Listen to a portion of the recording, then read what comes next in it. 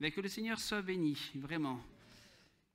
Pour être vrai avec vous, je devais vous amener à un autre sujet. Et dans l'après-midi, le Seigneur m'a dit, stop ça. Et on va parler d'un sujet beaucoup plus délicat. Je me dis, Seigneur, ils connaissent déjà ces paroles. On va parler de la repentance. De la repentance. Et le Seigneur m'a mis à cœur vraiment ce verset qui nous dit tout simplement, c'est par la grâce que vous êtes sauvés, par le moyen de la foi. Et cela ne vient pas de vous, c'est le don de Dieu. Ce n'est point par les œuvres, afin que personne ne se glorifie, car nous sommes son ouvrage, ayant été créés en Jésus-Christ pour de bonnes œuvres, que Dieu a préparées d'avance, afin que nous les pratiquions. Ce verset me fait penser que ce week-end, j'ai eu la visite de 2 personnes à la maison. 2 personnes que je pense que vous connaissez, ils s'appellent tout simplement, sont les témoins de Jéhovah qui sont venus à la maison. Et en fait, je les ai accueillis à la maison pour discuter avec eux. Non pas pour confronter les idées, mais vraiment pour parler 20-25 minutes, tout simplement, tout bien, tout honneur, vraiment. Et l'Esprit m'a ouvert le cœur, de ne pas les juger, mais vraiment de les aimer comme lui les aime. Nous avons été aussi à un moment donné, nous aussi, en tant que, avant d'être enfants de Dieu, dans l'ignorance. Mais Dieu m'a permis de discuter avec eux. On a permis d'échanger. Et ce que je ne savais pas, c'est qu'en fait, c'était 2 anciens, donc 2 personnes âgées, et je n'avais pas vu qu'il y avait 2 jeunes avec eux, à l'autre bout de la rue, juste à côté de la maison. C'est Clémence qui me l'a dit en partant. Et bien, du fait que nous ayons eu un échange cordial, ça a déstabilisé les plus jeunes. Parce qu'en fait, on a parlé du Saint-Esprit. Pour eux, vous savez que la Trinité n'existe pas. Moi, personnellement, ça m'a laissé sans voix. Mais ils m'ont expliqué pourquoi. Et bien, moi, je leur ai dit que le Saint-Esprit, Dieu et Jésus sont les mêmes personnes. Et là, par contre, ça a été intéressant parce qu'en fait, les jeunes qui ont entendu ça, ont demandé aux plus anciens pourquoi. Et là, par contre, c'est à eux d'avoir expliqué la chose. Nous, on n'était plus là avec Clémence, mais ça leur a permis de trouver que, je ne sais pas ce qu'ils se sont dit, mais il y a eu une interpellation des plus jeunes face aux plus vieux. Des discussions que nous avons avec les gens, oui, nous sommes sauvés par grâce. Nous sommes sauvés par grâce et avec tout ce que nous entendons en ce moment à la télévision, remercions le Seigneur parce que ça arrive. Je ne sais pas si vous êtes comme moi, mais plus j'avance dans le temps, plus je vois ce qui se passe à la télé, dans le monde, pardon, et plus je me dis, oui, on arrive à la fin des temps. Et il y a 2 types de réactions. Il y a le type de réaction où, oui, nous sommes heureux d'appartenir à Dieu, gloire à Dieu, mais il y a l'autre, l'inquiétude. Certains croyants, certains chrétiens peuvent être dans l'inquiétude, ça arrive, mais pouvoir se poser la bonne question, est-ce que je suis vraiment en marche avec le Seigneur? D'où le fait que Dieu, ce matin, même dans l'après-midi, m'a dit, parle de la repentance. Déjà, à son époque, Jésus nous disait dans Marc 1, verset 15, « Le temps est accompli et le royaume de Dieu est proche. Repentez-vous et croyez à la bonne nouvelle. » Matthieu 3, 11, « En ce temps-là, parut Jean-Baptiste, prêchant dans le désert de Judée. Il disait, « Repentez-vous, le royaume des cieux est proche. » On revient il y a 2000 ans en arrière. Il y a 2000 ans déjà, il y avait ces belles paroles. Le royaume de Dieu des cieux est proche. Et quand je vois aujourd'hui ce qui se passe dans le monde, oui, gloire à Dieu, le royaume de Dieu est de plus en plus proche. Et ça fait plaisir à se dire que ce que nous lisons est en train de se mettre en place. Matthieu 4, 17. Non, Matthieu 3, 11, c'est bien ça. Pardon, je reviens. Voilà. Moi, je vous baptise d'eau pour vous amener à la repentance, mais celui qui vient après moi est plus puissant que moi. Je ne suis pas digne de porter ses souliers. Lui, il vous baptisera du Saint-Esprit et de feu. On entend souvent ce terme baptisé de feu, Mais à un moment donné, nos vies seront mises sur l'autel. On va passer le jugement, c'est sûr, on va voir comment ça va se passer. Nos vies seront mises devant le Seigneur. Ouvrons les yeux là-dessus. C'est vrai, hein? On sera amené à amener pas des explications, mais juste à nous dire qu'est-ce qu'on a fait de notre vie. Il n'y aura personne d'autre à côté de nous. On ne pourra pas dire c'est de la faute d'un tel ou de la faute d'un tel. Mais la repentance et le salut sont individuels. Donc j'aurai mes responsabilités face à mon Dieu. Et il est encore temps pour ceux qui ne sont pas avec lui, mais de revenir à la croix. De revenir à lui. Parce qu'on est en train de toucher du doigt la dernière heure, comme nous l'avons entendu dimanche, c'est la dernière heure. Ce soir, je n'ai pas envie de vous faire peur, mais juste vous encourager, pour ceux qui sont en marche avec le Seigneur, de continuer, de persévérer, parce que la course n'est pas finie. Je serais un menteur de vous dire que la course finit dans quel temps, mais je veux aussi appeler ceux qui ont arrêté la course, de la reprendre. De la reprendre. Le risque est trop grand.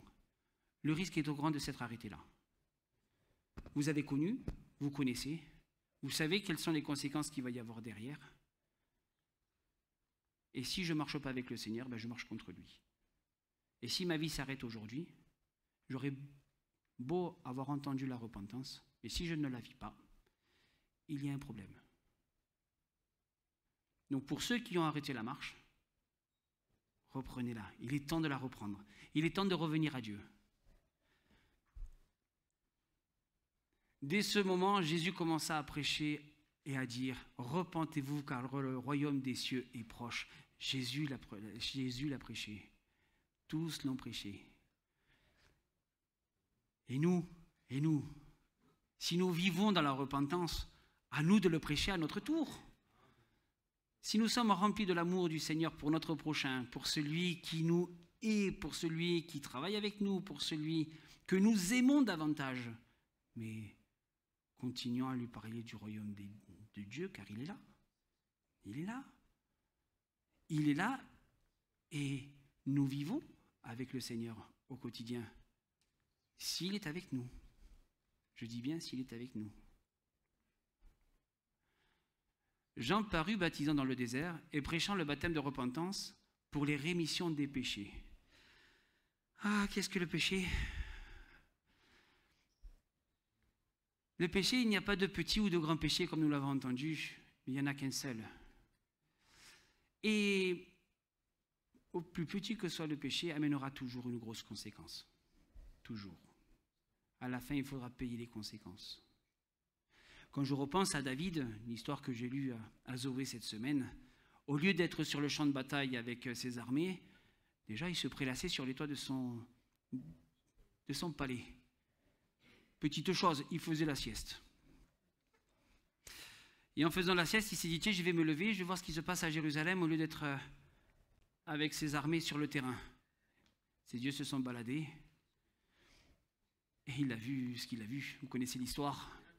Et le fait est, c'est que pour un regard, il y a eu de graves conséquences derrière. Mais David, pour Dieu, est un enfant qu'il aime. On le sait. Mais nous, à notre propre, plus forte raison, si nous sommes remplis de l'Esprit, et surtout si nous avons laissé nos vies et notre vie, et que nous pratiquons la repentance, le péché, il y arrive des accidents. Je parle d'un accident, je dis, hein, mais aussitôt même à peine le doigt touche le péché, que déjà l'esprit nous reprend. Mais si déjà tu mets le doigt et que l'esprit ne te reprend pas, c'est qu'il y a autre chose derrière. C'est comme un enfant, je me dis des fois, quand je vois ma fille qui fait des bêtises, Dieu, donne-moi la sagesse pour cela. Mais vraiment de la reprendre gentiment, mais de la reprendre. Mais si déjà, elle-même dans son comportement ne se sent pas repris, elle ne comprend pas, nous, en tant qu'enfants de Dieu, on a entendu la semaine dernière un péché très simple, regarder des choses qu'on ne devrait pas regarder, de tout. Vous prenez les téléphones, vous prenez tout ce que vous voulez aujourd'hui, vous ouvrez une application, pam, ça saute aux yeux, on est d'accord. Mais si je suis rempli de l'amour de Dieu, ce genre de choses, je peux m'en séparer aussi rapidement. Je parle pour ceux qui ont vraiment mis ce péché en avant pour Dieu, l'avoir mis à la croix, bien évidemment. Ceux qui sont en plein dedans, que le Seigneur donne des possibilités de s'en sortir. Donne. Et à nous, de toujours parler de la repentance. La repentance, pour nous, c'est juste le premier pas dans la vie chrétienne. Souvenez-vous où est-ce que nous étions au premier temps, au premier jour.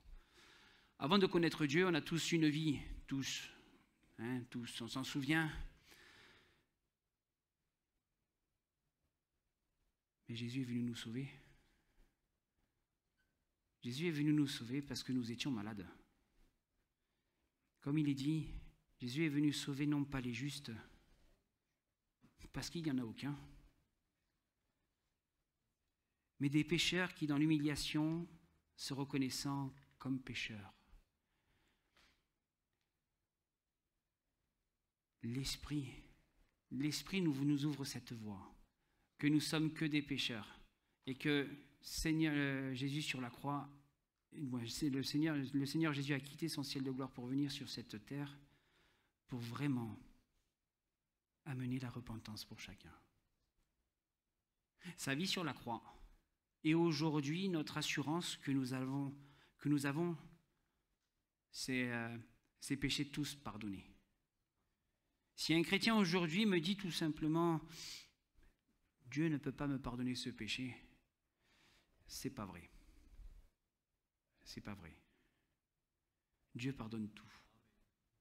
Et je dirais même, Dieu oublie même tout.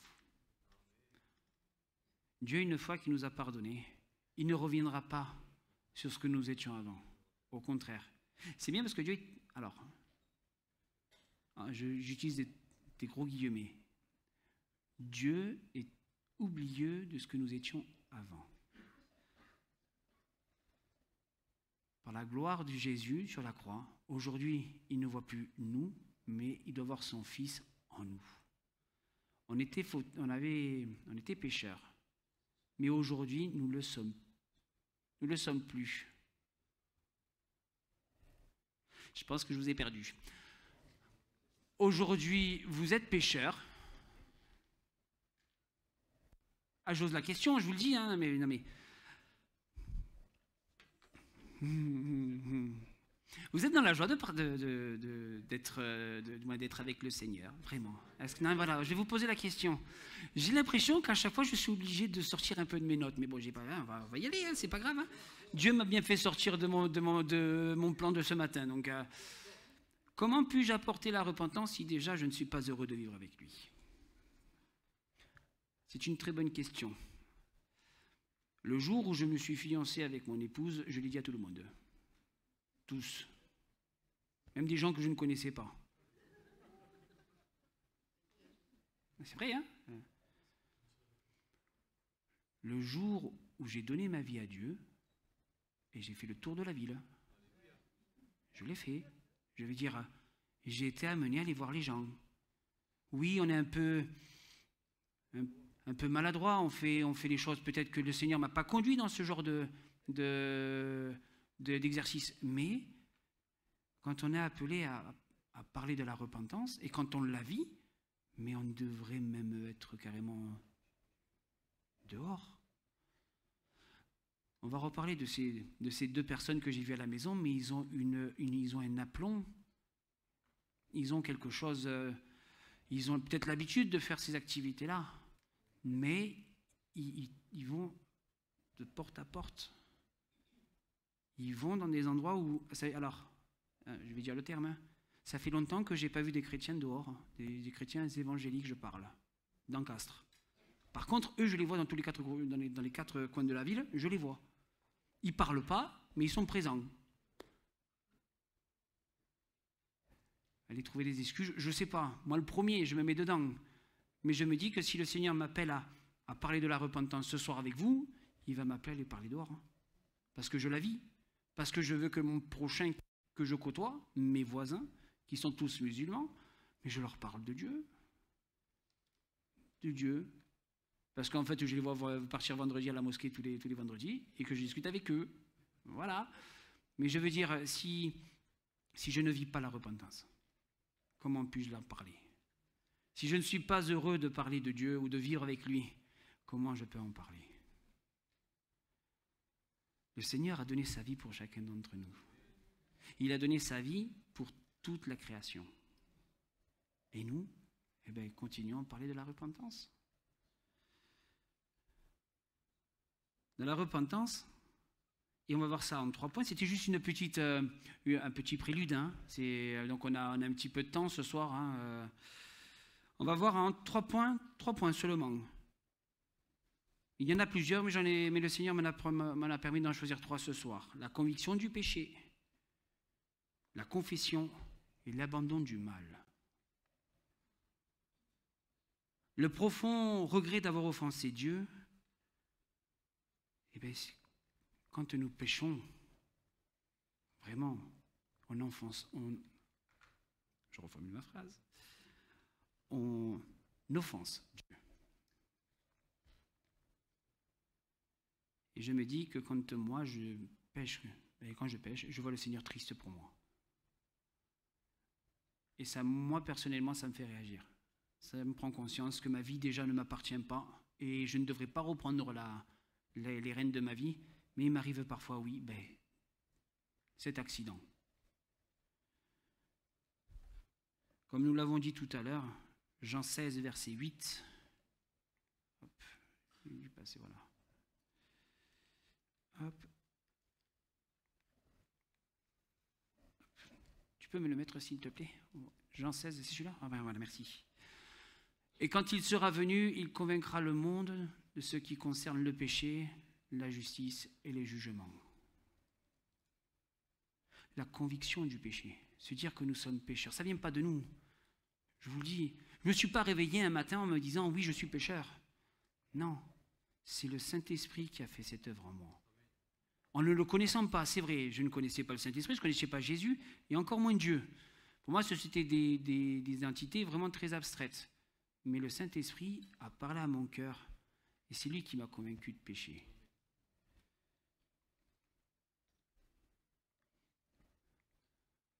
Je me réjouis à cette heure, non pas de ce que vous avez été attristés, mais de ce que votre tristesse vous a porté à la repentance. Car vous avez attristé selon Dieu, afin de recevoir de notre part aucun dommage. En effet, la tristesse selon Dieu produit une repentance à salut dont on ne se répand jamais, tandis que la tristesse du monde produit la mort. Ce sont des versets que j'ai pas trop l'habitude de lire. Je vous le dis vraiment. Hein. Moi, j'aime bien lire les évangiles. Ça me fait les psaumes aussi, ça me fait plaisir. La Genèse, forcément, et tout ce qui est juge. Et ça, parce que c'est très, très, très historique, ça me plaît. Mais le Seigneur, quand il m'a montré ce verset-là,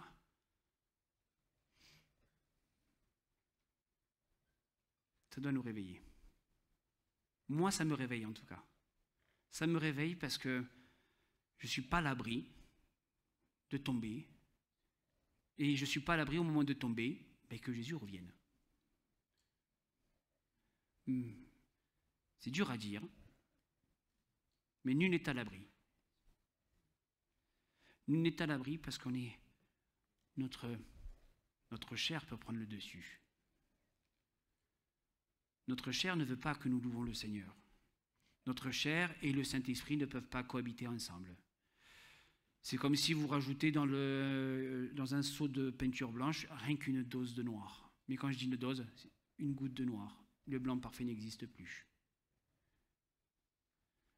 Le Seigneur, au quotidien, nous entraîne sur ses voies. Nous fait comprendre que oui, il a tout accompli pour chacun d'entre nous.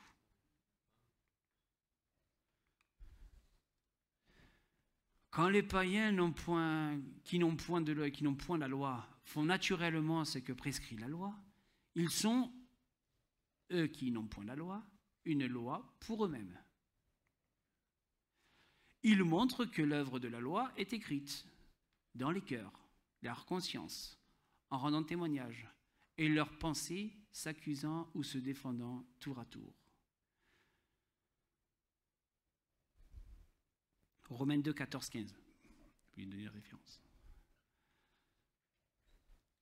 Aujourd'hui, nous ne sommes plus sous la loi. Imaginons que nous sommes encore sous la grâce aujourd'hui. Et encore que des fois nous pouvons tomber. Je me dis, quand le Saint-Esprit ne sera plus là, quand l'Église ne sera plus là, quand Jésus sera revenu chercher son Église, ça va être difficile quand même. Hein, ça va être très très difficile. On pourra toujours parler de repentance. Hein, je ne sais pas ce que ça va donner. Je ne sais pas. Mais même là aujourd'hui, avec la grâce et le Saint-Esprit, pour certains, il est très difficile déjà de se donner à Dieu. C'est compliqué. Des cœurs endurcis, des cœurs qui ne veulent pas entendre, des cœurs qui ne veulent pas agir. Mais le Seigneur connaît toutes choses. Il connaît le nombre de ses enfants qui rentreront dans la bergerie.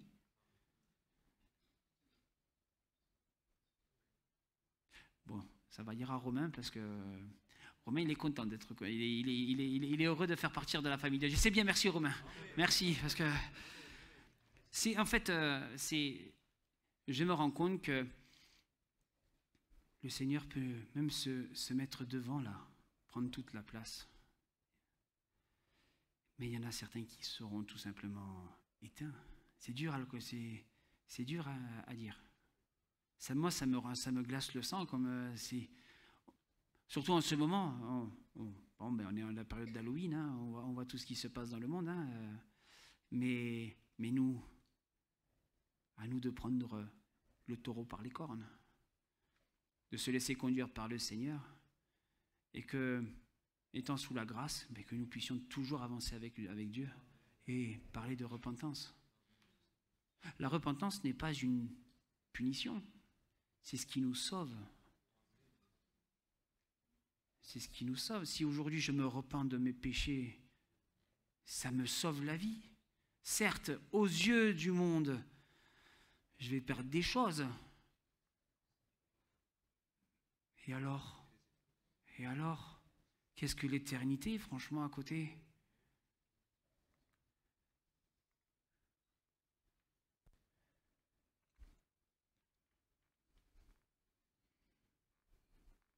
Donc la conviction, on a parlé. La confession. La confession du péché.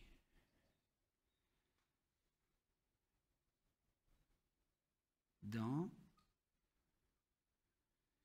Psaume 32, 1, 2 et 5, il nous est dit de David, cantique, heureux celui qui a transgressé et remis, à qui le péché est pardonné. Heureux l'homme à qui l'Éternel n'impute pas d'iniquité et dans l'esprit duquel il n'y a point de fraude. Je t'ai fait connaître mon péché, je ne t'ai pas caché mon iniquité. Je t'ai dit, j'avouerai mes transgressions à l'Éternel, et tu as effacé la peine de mon péché.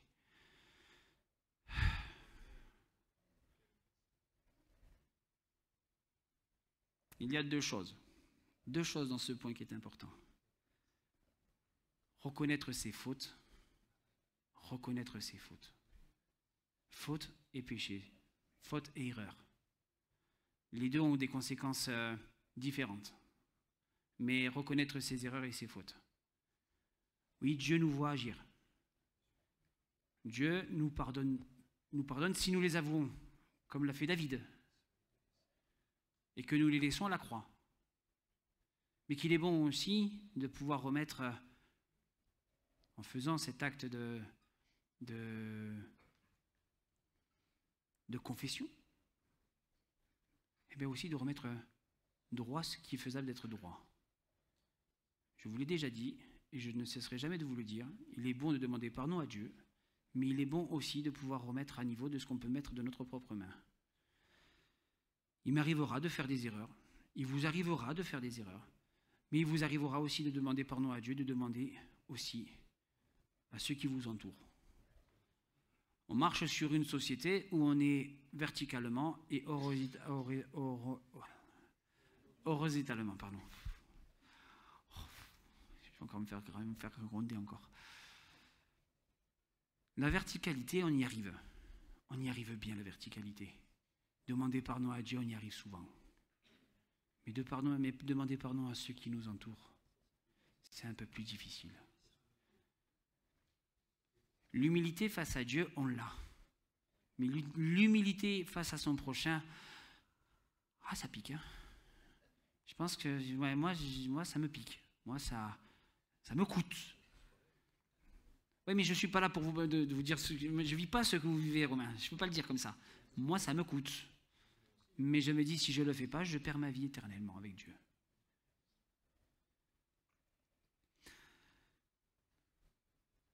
C'est 1 Jean 1, 8, 10 nous dit, si nous disons que nous n'avons pas de péché, nous nous séduisons nous-mêmes, et la vérité n'est point en nous. Si nous confessons nos péchés, il est fidèle et juste pour nous les pardonner et pour nous purifier de toute iniquité. Si nous disons que nous n'avons pas péché, nous le faisons menteur et sa parole n'est point en nous. Alors ce soir, j'ose la question. Qui n'a jamais péché? Et je l'invite, on va discuter un peu. Ce soir, qui n'a jamais eu d'accident dans sa vie? Qui n'a jamais demandé pardon à Dieu? On est tous fait pareil. Mais il est bon de le faire en temps et en temps imparti. Là, tout est en train de s'accélérer. Tout. Il y a 10 ans de ça, vous m'aurez parlé qu'on verrait, on connaît ces versets, des bruits de guerre, des tremblements, mais ça se passerait à l'autre bout de la planète. Aujourd'hui, on commence à toucher du doigt parce que c'est plus à la porte. C'est carrément presque dans la maison. Il suffit d'une simple mauvaise réaction d'un côté ou d'une autre. Mais gloire à Dieu, parce qu'il l'a dit, tout est marqué. Mais gloire à Dieu aussi qu'il est temps de revenir. Ce soir, je suis sûr que je prêche non pas pour, on doit être 35, 36 à peu près, mais peut-être 1 ou 2 personnes, 3. Et si le Seigneur m'a demandé de parler de ça ce soir, c'est qu'il a besoin encore de le faire entendre. La repentance n'est pas obsolète. La repentance est ce qui nous a permis de nous donner et d'avoir cette confiance en Dieu. Si déjà, là maintenant, tu te lasses d'entendre parler de la repentance, c'est que vraiment, reviens vite à la croix. Je le dis en souriant, mais j'ai le cœur totalement attristé de se lasser d'entendre en fait, je ne sais pas si vous êtes comme moi, mais le Seigneur, je le remercie parce qu'il nous parle vendredi, dimanche. Attends. Oui, il nous parle tous les jours, oui, mais quand nous nous rassemblons, il nous parle toujours de la même manière.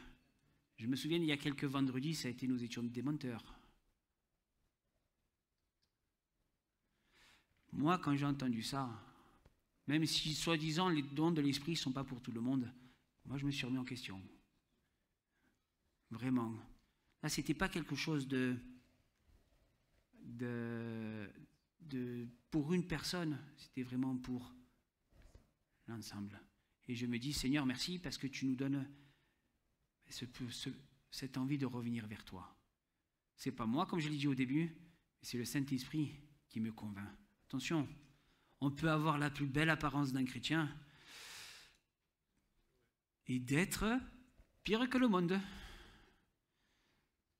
On entend souvent que nous laissons le monde rentre dans l'Église. Je dirais plus que c'est nous qui rentrons, qui faisons rentrer le monde dans notre cœur. Et ce que nous apportons du cœur, c'est ce que nous mettons dans l'Église. Je dis nous, hein, j'ai pas dit vous, ou j'ai pas dit tu, j'ai dit nous, donc j'y travaille là-dessus aussi. Hein. Je suis, certes, le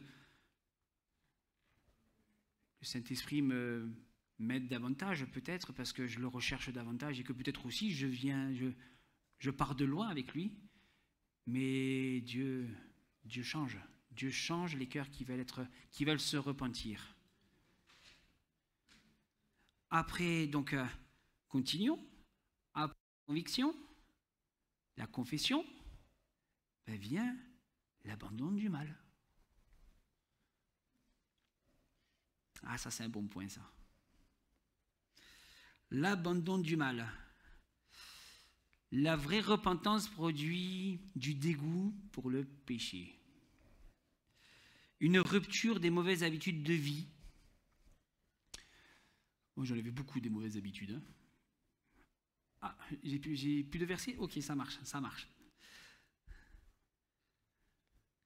Luc 3,8 nous dit « Produisez donc des fruits dignes de la repentance et vous mettez pas à dire de vous-même, nous avons Abraham pour père, car je vous déclare que c'est de ces pierres que Dieu peut susciter des enfants à Abraham. » Moi, ce que j'aime bien, c'est qu'on a quand même un personnage important. Paul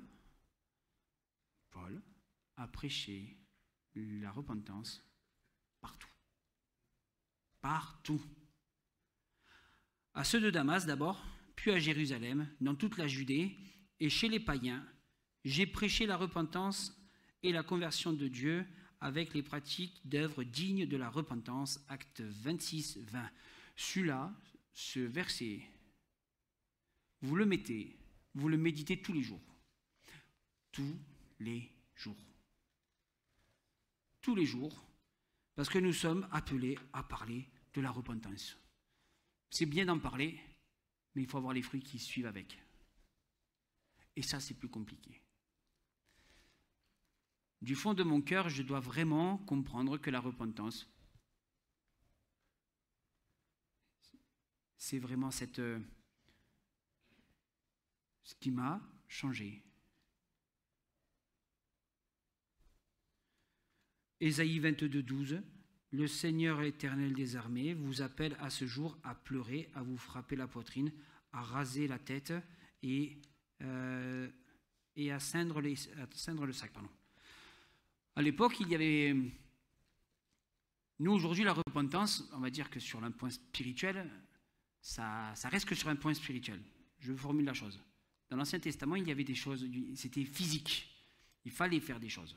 Il fallait se raser la tête. Il fallait se raser.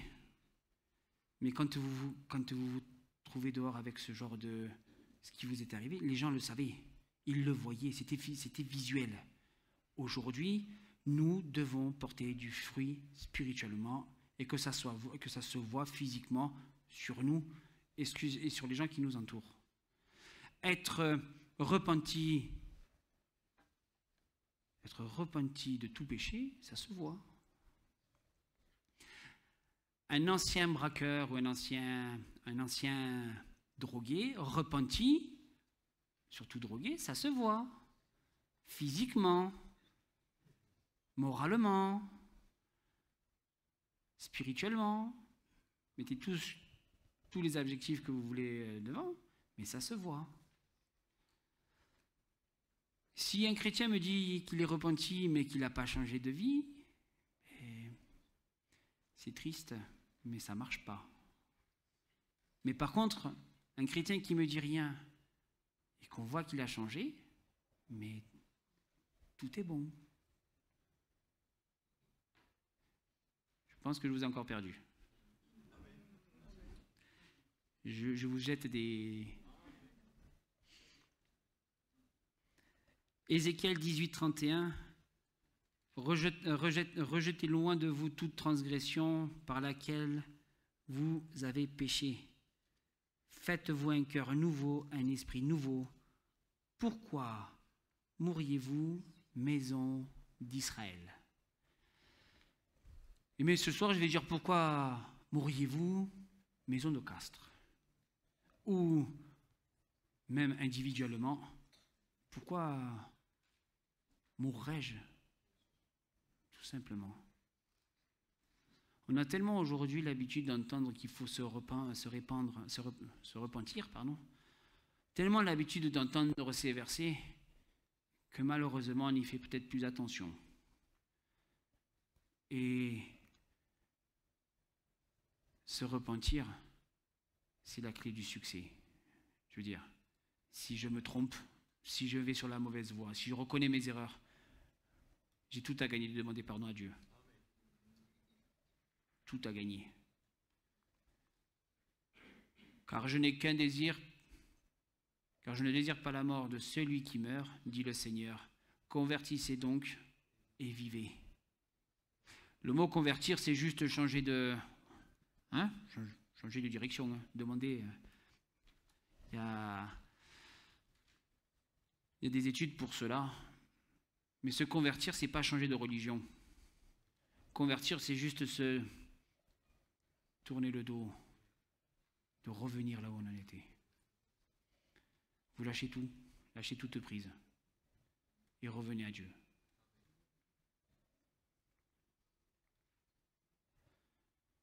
Donc pour conclure, la repentance, c'est le Saint-Esprit qui nous convainc de pécher. À nous de nous y accrocher dans ce plan-là, parce qu'on est vite happé par l'extérieur, on est vite happé par le monde, on est vite happé aussi par notre chair, c'est vrai. Mais poussé par le Saint-Esprit, la repentance, on doit la vivre. Nous devons la vivre. Nous sommes appelés vraiment à être la lumière du monde, parce que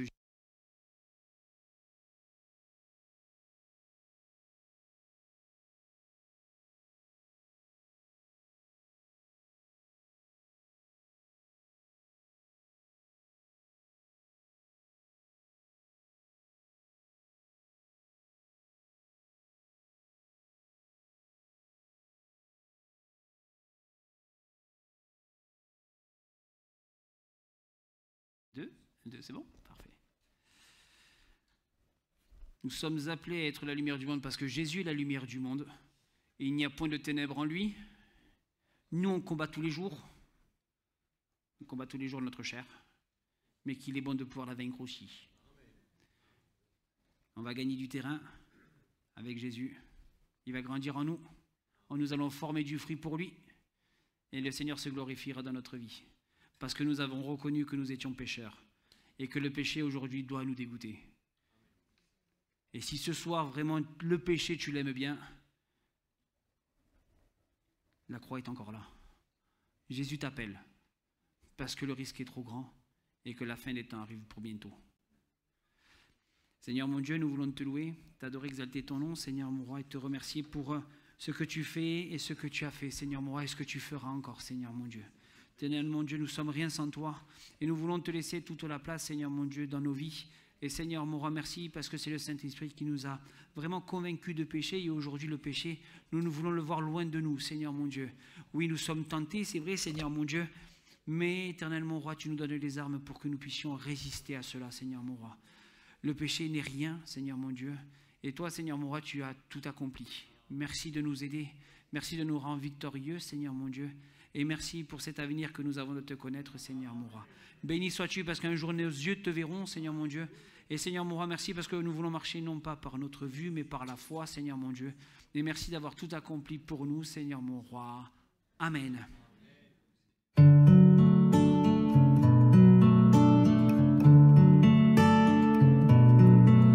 Well, I heard there was a secret chord that David played and it pleased the Lord. But you don't really care for music, do ya? Well, it goes like this, the fourth, the fifth, minor fall and major lift. The baffled king composed pose and hallelujah, hallelujah, hallelujah, hallelujah, hallelujah.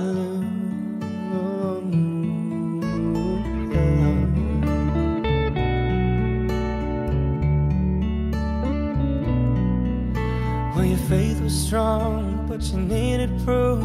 You saw her bathing on the roof. Her beauty in the moonlight overthrew you. She tied you to her kitchen chair. She broke your throat and she cut your hair. And from your lips she drew